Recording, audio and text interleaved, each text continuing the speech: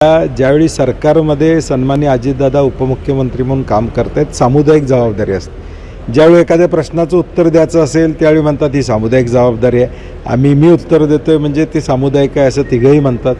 मुख्यमंत्री सन्माननीय देवेंद्र फडणवीसजींनी जाहीरपणे सांगितलं होतं की आमचं सरकार आल्यानंतर आम्ही कर्जमाफी करू।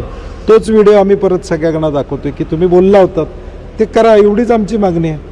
जे शब्द तुम्ही निवडणुकीच्या आधी मतं घेण्यासाठी केला होता तो वापरला, कदाचित अजितदादा बोलले नसतील, परंतु आता सरकारमध्ये तुम्ही आहात, सरकारच्या सन्माननीय मुख्यमंत्री महोदयांनी त्यावेळी त्या ठिकाणी भूमिका घेतली होती निवडणुकीपूर्वी, ती तुम्ही पूर्ण करा। नाही पण यामध्ये एकवाक्यता नाही असं दिसते स्पष्टपणे। नाही, आता त्यांनी बोलताना तसंच वाटते, कारण की मी बोललो नाही याचा अर्थ माझी जबाबदारी नाही। पण एकूणच त्यांना सावरून घेण्याच्या बाबतीमध्ये असं दिसतंय महायुतीमध्ये की ते अजितदादा म्हणतात मी कर्जमाफीबद्दल बोललो नाही पण देणार नाही असं ते म्हणालेले नाहीत, असं एक समर्थन नाही। मग निवडणुकीची वाट बघायला लागलाय काय? मग माझं काय म्हणणं आहे की विधानसभा बरखास्त करा, निवडणुका लावा, कर्जमाफी करा।